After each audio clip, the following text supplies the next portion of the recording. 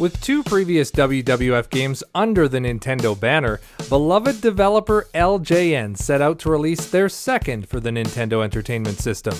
Coming off Wrestlemania Challenge a couple of years prior, LJN hit the NES console with WWF WrestleMania Steel Cage Challenge in 1992. Whereas WrestleMania Challenge was a fine release, the thought of introducing steel cage matches to a home console wrestling game for the first time should have been icing on the cake. But no, forget icing. What's smeared all over Steel Cage Challenge is far from sweet, and resembles more of a pungent, foul stench that would no doubt taste the same. Look, I'm not one to rip older games because of graphical limitations, technology at the time, those sorts of things, but Steel Cage Challenge misses the mark in so many ways that I'm not even quite sure where to begin. We'll start with the good, even if there's not a long list of features to write home about. First and foremost, the roster is great, and wrestling games from here on out seem to be embracing the top stars of the time. The creme de la creme of the World Wrestling Federation star in this game, including a couple of superstars making their Nintendo video game debuts, including Sid Justice and Rowdy Roddy Piper. With 10 wrestlers from which to choose from, there's plenty of variety. But, like most wrestling games of the time, the movesets are all exactly the same, so there's really no difference outside of the appearance and entrance themes.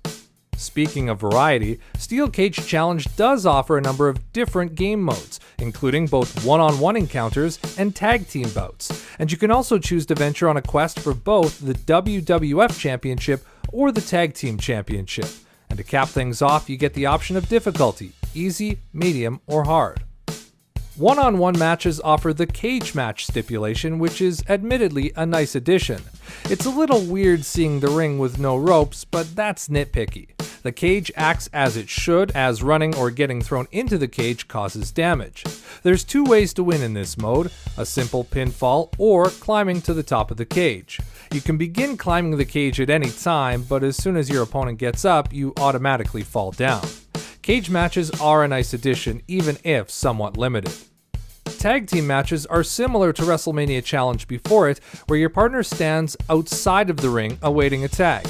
There's no cage matches in tag team mode, but as I mentioned earlier, you do have the option of chasing the WWF tag team titles. But that's where the good kind of trails off. Let's talk about the music. The intro music and the wrestlers' entrance themes, no issues there. However, take a listen to this.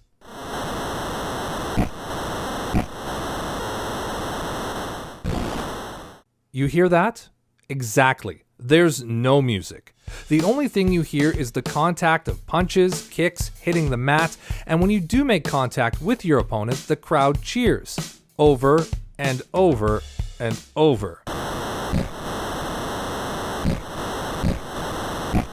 Of all the wrestling games in this series to this point, this is the first that decided to forego any music during the match.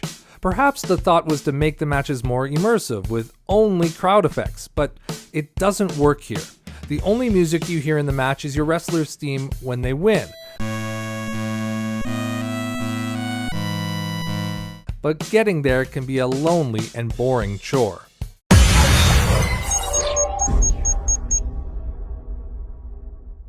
Speaking of music, remember back on WWF WrestleMania when the game featured that fun pause tune? Well, check out the pause theme on Steel Cage Challenge.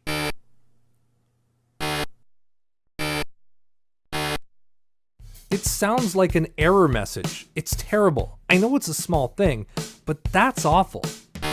Also, in an attempt to maybe prolong matches, you have the ability to refill your energy bar automatically at any time during the bout. When your energy is running low, pressing select will fill your energy bar back up to extend your life in the match. It's also accompanied by an annoying slide whistle effect. Your opponent has this ability too, so don't use it too soon. I'm not sure the purpose of it, either to extend the match or whatever, but it's kind of pointless. But that just seems to be par for the course with this game. It's just not fun to play at all. It's clunky, it's slow, somewhat unresponsive, and really is nothing more than a button masher. Sure, most wrestling games to this point were button mashers, But Steel Cage Challenge has no sense of charm. It's just kind of there. Far from LJN's best effort, if there is such a thing, and this NES game isn't one you'd likely return to. However, the Nintendo Entertainment System wasn't the only console to play host to Steel Cage Challenge. The game was also released on a pair of Sega platforms, including the Master System and Game Gear, this time courtesy of Flying Edge. The gameplay is very similar to the NES release, but as soon as you begin gameplay, you notice one major difference.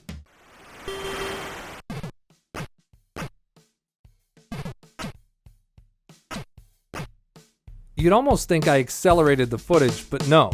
Steel Cage Challenge on the Master System is like a game on steroids. The action is almost way too fast, and if you thought the NES release was a button masher, this game is a complete button mashing survival.